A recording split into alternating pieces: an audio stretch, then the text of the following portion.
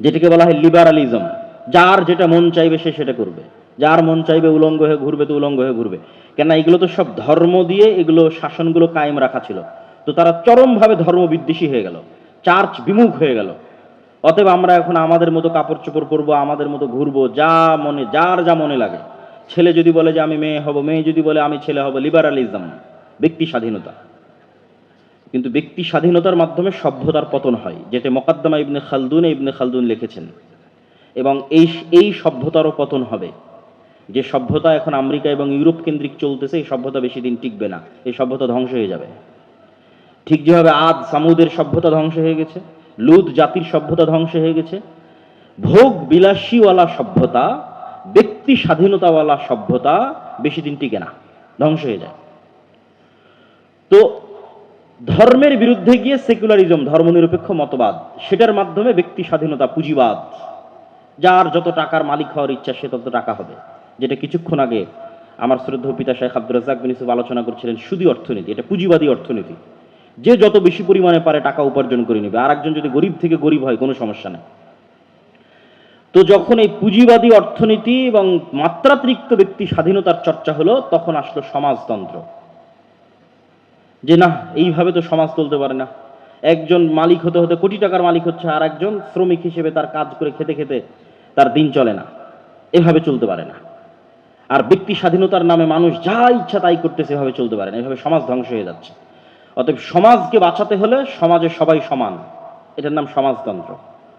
সমাজে সবাই সমান, কেউ কারো চেয়ে বেশি নয়, সবাই সেম নিয়ম মেনে চলবে, সেম মূলনীতি মেনে চলবে, সেম কাপড় পরিধান করবে, সবাই মিলে টাকা উপার্জন করবে, করে এসে সবাই মিলে সমানভাবে ভাগ করে নিবে, কেউ ব্যক্তিগতভাবে আলাদা টাকার মালিক হতে পারবে না। এটার উত্থান ঘটলো রাশিয়াতে, কার্ল মার্কস, লেনিন, চায়নাতে। তাহলে দেখেন জুলুম থেকে বাঁচতে মানুষ কত দিকে দৌড়াচ্ছে। এগুলো একটাও মুসলমানদের সমস্যা নয়। মুসলমানেরা স্বর্ণযুগে ছিল, স্বর্ণযুগ, এবং এখন পর্যন্ত পৃথিবীর সমাধান খুঁজতে গিয়ে যত রাস্তা বের করেছে, একটাও মানুষকে নিরাপত্তা, ন্যায় এবং শান্তি দিতে পারেনি। এখন পর্যন্ত দিতে পারেনি, কিয়ামত পর্যন্ত দিতে পারবে না, সম্ভব নয়। তারপরে সমাজতন্ত্রের উত্থান হলো। একটা পর্যায়ে দেখা গেল সমাজতন্ত্র কাজ করে না, মানুষের মনের মধ্যে একটু হলো ব্যক্তি স্বাধীনতার চাহিদা আছে। ফলত এখন চায়নায় কি চলতেছে? চায়নায় গণতান্ত্রিক স্বৈরতন্ত্র চলতেছে, মিক্সিং, না গণতন্ত্র না স্বৈরতন্ত্র, গণতান্ত্রিক স্বৈরতন্ত্র, না সমাজতন্ত্রের অর্থনীতি না পূর্ণ পুঁজিবাদী অর্থনীতি, সমাজতান্ত্রিক পুঁজিবাদ। চায়না তো একই অবস্থা, রাশিয়া তো একই অবস্থা। তাহলে এখন সমগ্র পৃথিবীতে সবচেয়ে বেশি যে আইডিওলজি, যে আদর্শের উপর মানুষ আছে, সেটা হচ্ছে শাসন ব্যবস্থা চলবে ডেমোক্রেটিক ওয়েতে, গণতান্ত্রিক ওয়েতে, অর্থনীতি চলবে পুঁজিবাদী সুদী অর্থনীতিতে। সমাজতন্ত্র আদর্শিকভাবে এটার সাথে ফাইট দিয়ে টিকতে পারেনি, বিদায় নিয়েছে। কেননা তুলনামূলক গণতন্ত্র রাজতন্ত্রের চাইতে ভালো, তুলনামূলক গণতন্ত্র স্বৈরতন্ত্রের চাইতে ভালো, তুলনামূলক পুঁজিবাদী সিস্টেম মানুষের কাছে সমাজতন্ত্রের চাইতে ভালো। তুলনামূলক স্বৈরতন্ত্রে থাকলে আপনি কথাও বলতে পারবেন না, দাওয়াতি কাজও করতে পারবেন না, মানুষকে ডাকতেও পারবেন না। গণতন্ত্রের নামে অন্তত আপনি বক্তব্য দিতে পারছেন, মানুষকে ডাকতে পারছেন, আলোচনা করতে পারছেন, প্রতিবাদ করতে পারছেন। এই জন্য এখন পর্যন্ত এই সিস্টেমের উপর পৃথিবী দাঁড়িয়ে আছে। এখন সমস্যা হচ্ছে এই সমাধানগুলো খুঁজে বের করেছে ইউরোপিয়ানরা তাদের সমস্যার সমাধান করতে গিয়ে, আর এগুলো প্রত্যেকটার সমাধান ইসলামে আগে থেকেই মজুদ আছে। যেমন ইসলামে রাষ্ট্র চলবে না ডেমোক্রেটিক ওয়েতে, ইসলামে অর্থনীতি চলবে সমাজতান্ত্রিক ওয়েতে না পুঁজিবাদী ওয়েতে, ইসলামে রাষ্ট্রের খেলাফাহ সিস্টেম, এটা বর্তমান যে পার্লামেন্টারি সিস্টেম আছে তার চেয়ে শতগুণ উন্নত, স্বৈরতন্ত্র এবং রাজতন্ত্রের চেয়ে শতগুণ উন্নত। সবচেয়ে ব্যালেন্সড হচ্ছে খেলাফা। এখানে যেমন খলিফা আল্লাহর কাছে দায়বদ্ধ, ঠিক তেমনি সে পরিপূর্ণরূপে স্বৈরাচারও তার পক্ষে হওয়া সম্ভব নয়, কেননা শুরার হাতে ক্ষমতা আছে। আর এই গণতান্ত্রিক ওয়েতে যে আমলাতান্ত্রিক জটিলতা তৈরি হয়েছে, হাসনাত আব্দুল্লাহ কয়দিন আগে বক্তব্যে বলতেছিল যে এই রুম থেকে চিঠি লেখে পাশের রুমে পাঠানোর জন্য, ওই চিঠি আবার পোস্ট অফিসে যায়, পোস্ট অফিস থেকে তারপরে পাশের রুমে আসে। মানে আপনি কোন একটা কাজ করতে যাবেন সচিবালয়ে, তো গণতান্ত্রিক সিস্টেম যেইভাবে আমলাতান্ত্রিক জটিলতা তৈরি করে রেখেছে, কোনো একটা কাজ 5 বছরের নিচে 10 বছরের নিচে বের করা সম্ভব নয়।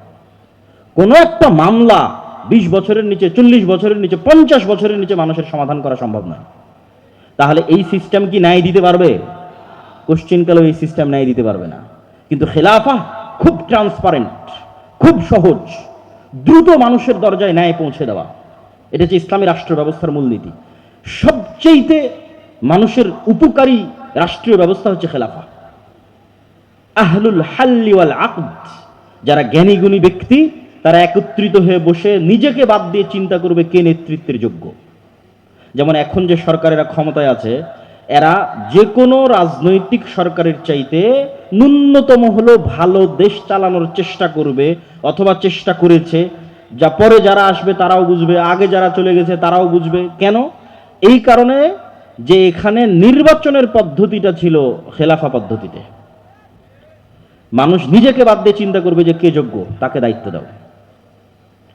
আর যখনই আপনি চিন্তা করবেন যে না আমিই হব, আর একজন বলবে যে না আমিই হব, তখন যে বিভেদ, কাড়াকাড়ি, বিদ্বেষ, হিংসা এবং মারামারি তৈরি হবে, এটা কখনো নেতৃত্বের পদ্ধতি নয়। তো যাক, আমার বক্তব্যের ধারাবাহিকতা একটু সামনের দিকে আগাই। তাহলে রাষ্ট্রের দরকার আছে, যেটা বক্তব্য দিয়ে শুরু করেছি।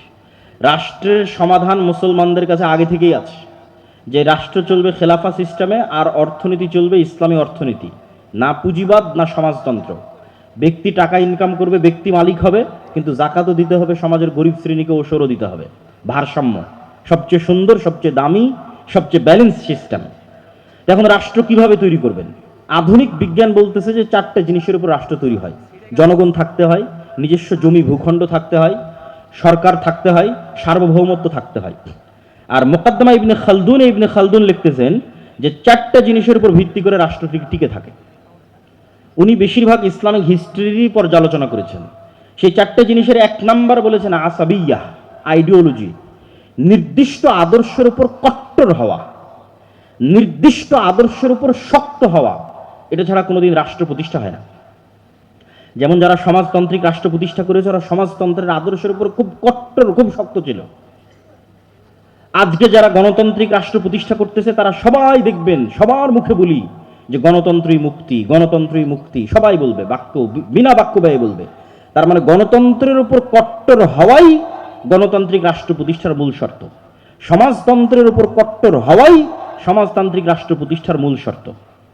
আজকে ইসরায়েলের রাষ্ট্র প্রতিষ্ঠা করেছে ইহুদিবাদের উপর কট্টর হওয়ার মাধ্যমে। আজকে হিন্দুরা রাষ্ট্র প্রতিষ্ঠা করেছে হিন্দুত্ববাদী আদর্শের উপর কট্টর হওয়ার মাধ্যমে। তো মুসলমানেরা একদিনে রাষ্ট্র তৈরি করতে পারবে, ইসলামী রাষ্ট্র। শুধু বলতে হবে যে হিন্দুরা যেমন সাহস করে বলতে পেরেছে যে না আমাদের হিন্দুত্ববাদকে আমরা রাষ্ট্রে প্রতিষ্ঠা করব, মুসলমানদেরকে সাহস করে বলতে হবে যে না আমরা কট্টরভাবে ইসলামে বিশ্বাসী এবং রাষ্ট্রে ইসলাম প্রতিষ্ঠা করব। যখন কট্টরভাবে বলতে পারবেন, সেদিন রাষ্ট্র প্রতিষ্ঠা হয়ে গেছে। আসাবিয়া, খুব শক্ত হতে হবে নিজের দিনের উপর, নিজের ধর্মের উপর। এটাই স্বাধীনতা, এটাই ইসলামী রাষ্ট্র প্রতিষ্ঠার মূল শর্ত। এবং উখুওয়াত, ভ্রাতৃত্বও তৈরি হবে মানুষের ইসলামিক আইডিওলজির উপর ভিত্তি করে, কালিমাতু লা ইলাহা ইল্লাল্লাহর উপর ভিত্তি করে। 2 নম্বরে উনি বলছেন রাষ্ট্র প্রতিষ্ঠার জন্য ন্যায় লাগবে। রাষ্ট্র টিকে থাকে ন্যায়ের উপর ভিত্তি করে। কেন? রাষ্ট্রের বিচারকরা, রাষ্ট্রের সরকারেরা মূলত আল্লাহ সুবহানাহু ওয়া তাআলা যে দায়িত্ব পালন করে থাকেন, সেই দায়িত্ব পালনের কাজ করে। আল্লাহ বিচার করবেন, তিনি সকল বিচারকের বিচারক, বিচার করা তার দায়িত্ব, পৃথিবী পরিচালনা করা তার দায়িত্ব। তাহলে সাময়িকভাবে যখন আপনি রাষ্ট্র ক্ষমতার মালিক, তখন আপনি কি কুলিল্লাহুম্মা মালিকাল মুলকি তুতিল মুলকা মান তাশা, আল্লাহর এই বিশাল রাজত্বের মধ্যে ন্যূনতম রাজত্বে সামান্য সময়ের জন্য আল্লাহ আপনাকে দিল। মানে যেটা আল্লাহ সুবহানাহু ওয়া তাআলার গুণ, যে উনি রাজাধিরাজ, মালিকাল মুলক তুতিল মুলকা মান তাশা, ওই গুণ থেকে ন্যূনতম একটা গুণের আল্লাহ সুবহানাহু ওয়া তাআলা সামান্য সময়ের জন্য পৃথিবীর একটা সামান্য অংশের সামান্য ক্ষমতা আল্লাহ সুবহানাহু ওয়া তাআলা আপনার হাতে দিল। তো এই জন্য এখানে ন্যায় লাগবে। ন্যায় ছাড়া আল্লাহ সুবহানাহু ওয়া তাআলার আদর্শের সাথে মিলবে না। এখানে আল্লাহ ন্যায় পরায়ণ। ন্যায় যেখানে নাই, ওই রাষ্ট্র ব্যবস্থা ভেঙে পড়বে। গত 16 বছর যে রাষ্ট্র ব্যবস্থা চলেছে, ভেঙে গেছে, টিকতে পারেনি। ন্যায় না থাকলে কোনো রাষ্ট্র ব্যবস্থা টিকবে না। আসাবিয়া লাগবে, নিজের দিনের উপর শক্ত হতে হবে। 2 নম্বর, ন্যায় প্রতিষ্ঠার প্র্যাকটিস শুরু করতে হবে। 3, মুকদ্দমা ইবনে খালদুনে তিনি লিখেছেন যত রাষ্ট্র ধ্বংস হয়ে গেছে ভোগ বিলাসিতার কারণে, এবং 4 নম্বর দুর্নীতির কারণে ধ্বংস হয়ে গেছে। ইসলামী রাষ্ট্র মানে সবাই হিজাব করবে, সবাই পর্দা করবে, সবাই নামাজি হবে, এটা তো অবশ্যই আছে। কিন্তু সবাই ধরেন সালাত আদায় করলো, সবাই হিজাব করলো, পর্দা করলো, কিন্তু সবাই একজন আরেকজনের উপর জুলুম করতেছে, তাহলে এটা ইসলামী রাষ্ট্র নয়। সবাই উমরা করে এসে, হজ করে এসে, রাতে তাহাজ্জুদের সালাত আদায় করে এসে ঘুষ খাচ্ছে, সুদ খাচ্ছে, মানুষকে হত্যার আদেশ দিচ্ছে, এটা ইসলামী রাষ্ট্র নয়। ইসলামী রাষ্ট্র মানে যেখানে প্রত্যেকটা মানুষ তার ন্যায় বুঝে পাবে, 1 টাকাও দুর্নীতি হবে না, সেটা ইসলামী রাষ্ট্র। যে রাষ্ট্রের দুর্নীতি আছে ওই রাষ্ট্র টিকবে না, যে রাষ্ট্রে অন্যায় আছে ওই রাষ্ট্র টিকবে না, আর যে রাষ্ট্রের মানুষ ভোগ বিলাসী সে রাষ্ট্র টিকবে না। আর সবাই চাইবে যে আমরা ভোগ বিলাসী থাকি। আমি সব শেষে বলবো যে আমরা কিভাবে ইসলামী রাষ্ট্র প্রতিষ্ঠা করতে পারি, সব শেষে গিয়ে আলোচনা করব। এখন সারমর্মে চলে আসি যে আমাদের কাছে সমাধান আছে, কিন্তু আমরা এই বিশাল গোলক ধাঁধায় পড়ে গেলাম কিভাবে? আমাদেরকে ইউরোপিয়ানরাই এই গোলক ধাঁধায় ফেলে দিয়েছে।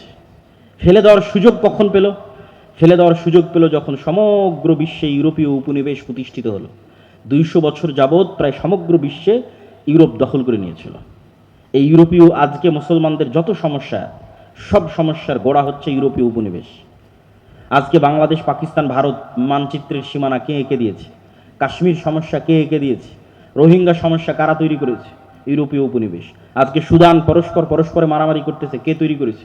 আফ্রিকার দেশগুলোকে পরস্পরের মধ্যে কারা ভাগ করে নিয়েছে? স্পেন ভাগ করে নিয়েছে, ফ্রান্স ভাগ করে নিয়েছে, ইতালি ভাগ করে নিয়েছে।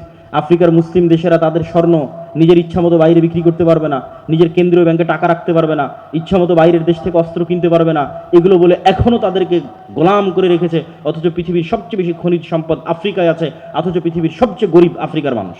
এত বড় বৈপরীত্য জুলুম কারা টিকিয়ে রেখেছে? ইউরোপ টিকিয়ে রেখেছে, ফ্রান্স, ইতালি, স্পেন টিকিয়ে রেখেছে। আজকে ফিলিস্তিনের সমস্যা কারা তৈরি করেছে? একই ভাষায় সব আরবি ভাষায় কথা বলতেছে। সৌদি, কুয়েত, কাতার, বাহরাইন, ফিলিস্তিন, ইরাক, ইরান, সিরিয়া, লেবানন, মিশর, আলজেরিয়া সব আরবিতে কথা বলতেছে। অথচ এক দেশের সাথে আর এক দেশের শত্রুতা, মারামারি, গন্ডগোল। সুদানের মধ্যে মুসলমানের মারামারি করতেছে। তো এদের সব এক দেশ থেকে আর এক দেশের মানচিত্রগুলো কারা তৈরি করেছে? ইউরোপেরা তৈরি করেছে। ফিলিস্তিনের মানচিত্র কে তৈরি করেছে? ইসরায়েলের, ওর মধ্যে ইউরোপেরা তৈরি করেছে। মুসলমানদের যে কোনো সমস্যার গোড়ায় হাত দিবেন, দেখবেন ইউরোপীয় উপনিবেশ। ইউরোপীয় উপনিবেশের গোলামির চিহ্ন এখনো মুসলমানেরা বহন করে বেড়াচ্ছে। তো তখনই তারা আমাদের এই রাষ্ট্র কাঠামোটাকে এমন অবস্থায় দাঁড় করিয়ে গেছে যেন এখানে ইসলামী রাষ্ট্র কাঠামো আর প্রতিষ্ঠিত করা সম্ভব না হয়। তাহলে আমাদের বাংলাদেশ, আমাদের আজকের পাকিস্তান, এটা কোন কাঠামোর উপর দাঁড়িয়ে আছে? যতই 1947 বলেন যে স্বাধীনতা পেয়েছি, যতই বলেন 1971 স্বাধীনতা পেয়েছি, আপনি বাংলাদেশের পুলিশ আইন বের করেন, বাংলাদেশের ফাউন্ডেশনের অনুমোদন হবে সেটার আইন বের করেন, যে কোনো আইনে হাত দেন, সব ব্রিটিশ কাঠামোর উপর দাঁড়িয়ে আছে। কাঠামো চেঞ্জ হয়নি। তাহলে ডেমোক্রেটিক সিস্টেম, সেকুলার সিস্টেম, এগুলো ইউরোপেরা তাদের সমস্যা সমাধান করার জন্য আবিষ্কার করেছে। তারপরে মুসলমান দেশগুলোকে যখন তারা দখল করে নিয়েছে, তখন এই জিনিসগুলোই তারা মুসলমানদের উপর চাপিয়ে দিয়েছে। নাও, এটাই তোমাদের সমস্যার সমাধান। তোমরাও অন্ধকার যুগে ছিলা। আরে মুসলমানরা তো কোনোদিন অন্ধকার যুগে ছিলই না। মুসলমানদের ইতিহাসে কখনো খেলাফতি নিজামে এত জুলম, এত অত্যাচার, এত হত্যা কখনোই হয়নি। গত 100 বছরে খেলাফতবিহীন অবস্থায় যত অত্যাচার, যত জুলুম, যত হত্যা হয়েছে। সম্মানিত উপস্থিতি, তাহলে আমাদের বুঝতে হবে যে ইসলামের রাজনীতি আছে, ইসলামের রাষ্ট্র ব্যবস্থা আছে। আবার গণতন্ত্রই যে একমাত্র মুক্তি, এটাও চরম ভুল। আবার আমি রাজনীতিও করব না, এটাও চরম ভুল। আপনাকে বুঝতে হবে যে ইসলামের রাজনীতি কোনটা, ইসলামের রাষ্ট্র ব্যবস্থা কোনটা, এবং কিভাবে প্রতিষ্ঠিত করা সম্ভব। এবার বাস্তব উদাহরণে আসি, একদম প্র্যাকটিক্যাল উদাহরণে আসি। এই যে জুলাই বিপ্লবের কথা বলা হয়, 2000 মানুষ জীবন দিল। এই 2000 লাশের বিনিময়ে এখন পর্যন্ত শিরকি জাতীয় সঙ্গীতের জায়গাতেই আছে। কি হয়েছে? কিছু হয়নি। 1972 সালে হুবহু ভারতের সংবিধানকে কপি করে যে সংবিধান তৈরি করা হয়েছে, ওই সংবিধানের জায়গাতেই আছে। আর কত উদাহরণ নেবেন? তাহলে কোনো চেঞ্জ নাই। তাহলে কেন এটা রাখা হলো? এটাই আমি বলি যে এটা হচ্ছে প্রিম্যাচিউর ডেলিভারি। মানে বাচ্চা হওয়ার সময় হওয়ার আগেই যদি বাচ্চা হয়ে যায়, তাহলে এরকমই হয়। কেননা প্রকৃত ইসলামের উত্থান তখনই সম্ভব যখন আগের কাঠামো পরিপূর্ণ ধ্বংস হয়ে যাবে। তখন আগের কাঠামো বজায় রেখে পূর্ণাঙ্গ ইসলাম প্রতিষ্ঠা সম্ভব নয়। আগের কাঠামো পরিপূর্ণরূপে ধ্বংস হয়ে যাবে, ওখান থেকে পূর্ণাঙ্গ ইসলামী খেলাফতের উত্থান হবে। তো এই জন্য আমেরিকা খুব ভালোভাবে জানে যে আজকে যদি প্রধানমন্ত্রী পদত্যাগ না করে, আজকে যদি আর্মি জনগণের বুকে গুলি চালায়, তাহলে কালকে বাংলাদেশের মানুষের ওই সময় যে রাগ ছিল মাথায়, তো বাংলাদেশের মানুষ রাতের অন্ধকারে অস্ত্র হাতে উঠিয়ে নিত। যখন বাংলাদেশের মানুষ অস্ত্র হাতে উঠিয়ে নিত, সিরিয়ার মতো পরিবেশ তৈরি হয়ে যেত। সিরিয়ার বাশার আল আসাদের বাহিনী নিজ জনগণের বুকে গুলি চালাচ্ছে, বাংলাদেশ আর্মিও তার জনগণের বুকে গুলি চালাতো। বাংলাদেশের মানুষ অস্ত্র উঠিয়ে নিত, ইন্ডিয়ান আর্মিও বাংলাদেশে ঢুকে যেত। 15-20 বছর যুদ্ধ চলতো, আগের কাঠামো পরিপূর্ণরূপে ধ্বংস হয়ে যেত। আগের কাঠামো পরিপূর্ণরূপে ধ্বংস হওয়ার পর পূর্ণাঙ্গ ইসলামী খেলাফতের উত্থান হতো। কিন্তু এতে অনেক রক্ত, অনেক শ্রম, অনেক পরিশ্রম যেত। কিন্তু আমেরিকা এটা খুব ভালোভাবে জানে যে এখন যদি আর্মি অস্ত্র উঠায় তাহলে এই কাঠামো শেষ। যে গণতান্ত্রিক কাঠামো আছে, ব্রিটিশদের যে কাঠামো আছে, এটার কবর রচনা হয়ে যাবে। অতএব যার উপর রাগ উঠেছে সে পদত্যাগ করুক, মানুষ ঠান্ডা হয়ে যাক, কিন্তু কাঠামো বেঁচে যাক। বুঝেননি মনে হয়? তাহলে সব মানুষের রাগ উঠে গেছে, বাঙালি যেহেতু হুজুগে বাঙালি, যেই মানুষের উপর রাগ উঠে গেছে, বাবা তুমি এখন সরে যাও, সরে গেল, মানুষ সব ঠান্ডা হয়ে গেল, কাঠামো যে কার সেই থাকে, কোনো পরিবর্তন নাই। এই হলো অবস্থা, সম্মানিত উপস্থিতি। এবং এইভাবেই খেলা হয়। যেহেতু আজকের আধুনিক বিশ্বের মূল ক্ষমতার চাবিকাঠি তাদের হাতে, সুতরাং তারা এইভাবেই খেলে। তাদের কাঠামো তাদের টিকিয়ে রাখতে হবে, কেন কাঠামো ভেঙে পড়লে সেখান থেকে ইসলামের উত্থান হবে। এটা খুব ভয়ঙ্কর জিনিস, সেটা তারাও খুব ভালোভাবে জানে, তাদের জন্য এটা খুবই ভয়ঙ্কর। এখন আসি যে আমরা আসলে যদি ইসলামী রাষ্ট্র প্রতিষ্ঠা করতে চাই, আমরা এখন এই কাঠামোর মধ্যে থেকে কিভাবে চেষ্টা করব। আমি যারা গণতান্ত্রিক রাজনীতি করতেছে, গণতান্ত্রিকভাবে মুসলমানদের অধিকার আদায়ের চেষ্টা করতেছে, আমি কোনো সময় গত 2 বছরে তাদেরকে আঘাত দিয়ে হিট করে কথা বলা, আমি ওই পর্যায়ে যেতে চাই না। আমি সবসময় যৌক্তিক প্রশ্ন তুলে ধরতে চাই, যাতে মানুষ চিন্তা করার সুযোগ পায় যে আমি যেটা করতেছি এটাই কি একমাত্র রাস্তা, না আসলে আর কোনো রাস্তা ছিল। কেন নিয়ত তো সবার ঠিক, সবাই তো বলতেছে আমরা রাষ্ট্র ক্ষমতা ইসলাম দেখতে চাই। তো সবাই যদি রাষ্ট্র ক্ষমতা ইসলাম দেখতে চায় তাহলে কিভাবে সম্ভব? আমার ছোট্ট জ্ঞান, আমি যতটুকু বুঝি, আমার ধারণা, আমার চিন্তা চেতনা ভুল হতে পারে। আমি মনে করি 1 নাম্বার, ঈমান বিল গায়েবের ওপর যদি সর্বোচ্চ লেভেলের ইয়াকিন না থাকে, আজকে যদি বাংলাদেশের সকল মানুষ আমাকেও ভোট দেয়, আমি বাংলাদেশের ক্ষমতায় গিয়ে ইসলাম প্রতিষ্ঠা করতে পারবো না। কেন আপনাকে বলি, একটু বুঝিয়ে বলি। আজকে আপনি যত সুযোগ সুবিধা ভোগ করতেছেন, বিদ্যুৎ চলতেছে, জেনারেটর চলতেছে, ক্যামেরা চলতেছে, মোবাইল চলতেছে, ইন্টারনেট, নেটওয়ার্ক, বিদেশে হাজার হাজার মানুষ কাজ করতেছে, আমেরিকাতে, ইউরোপে, সৌদি আরবে ইনস্ট্যান্ট টাকা বাংলাদেশে পাঠিয়ে দিচ্ছে। বাংলাদেশের সাথে সারা বিশ্বের কত বড় বড় ব্যবসায়ী ডলারের ভিত্তিতে ব্যবসা করতেছে। কালকে মনে করেন আজ সারা বাংলাদেশের মানুষ আবেগে হুজুগে আমাকে ভোট দিয়ে দিল যে ঠিক আছে আজকে আমি বাংলাদেশের ক্ষমতার মালিক হয়ে গেলাম একচ্ছত্রভাবে। এবার আমি স্ট্রিক্টলি ইসলাম বাস্তবায়ন করতে যাচ্ছি। যখন আমি স্ট্রিক্টলি ইসলাম বাস্তবায়ন করতে যাব, তখন বিশ্বের যারা মোড়ল আছে তারা কি আমার সাথে থাকবে না আমার শত্রুতা করবে? শত্রুতা করবে, আমার সাথে থাকবে না। তাহলে বিশ্বের মোড়লরা যখন আমার সাথে শত্রুতা করবে, আমি আপনাকে বিদ্যুৎও দিতে পারবো না, আপনার বাড়িতে এসিও চলবে না, আপনার বাড়িতে ফ্যানও চলবে না, তারপর আপনি বহির্বিশ্বের সাথে ব্যবসা করতেছেন সেটাও চলবে না, খুব ভোগবিলাসী জীবনযাপন করছেন সেটাও চলবে না, আইফোন ইউজ করতে পারবেন না, তারপর হয়তো অ্যান্ড্রয়েড ফোন ইউজ করতে পারবেন না। যত রকমের বাধা তৈরি হতে পারে, সংকুচিত হয়ে যেতে পারে আপনার রিজিকের রাস্তা, আপনার আরাম আয়েশের রাস্তা, ভোগবিলাসের রাস্তা, যতভাবে আমেরিকা পাবন্দি দিয়ে, মানে এই রাষ্ট্রের উপর পাবন্দি চাপিয়ে যতভাবে আপনাকে সংকুচিত করবে, তখন আপনার বাঁচবেন কিভাবে? বাঁচার রাস্তা কি? যদি আপনার আগে থেকে ঈমান থাকতো, ঈমান বিল গায়েব যদি ইয়াকিনের লেভেলে থাকতো, ঈমান বিল গায়েবের একটা হচ্ছে আখেরা, পরকাল, যে এই দুনিয়া কিছুই না, এই দুনিয়াতে মরি বাঁচি এটা কিছুই না, পরকালের সফলতা সবকিছু, এটা মুখের কথা না। যদি ইয়াকিনের লেভেলে থাকতো, আল্লাহ সাহায্য করতে পারে, আল্লাহ সাহায্য করবে, ফেরেশতারা আছে, ফেরেশতাদের মাধ্যমে আল্লাহ সুবহানাহু ওয়া তাআলা সাহায্য পাঠাবে। এই ঈমান যদি ইয়াকিনের লেভেলে থাকতো তাহলে আপনি ধৈর্য ধারণ করতেন, সাথ দিতেন।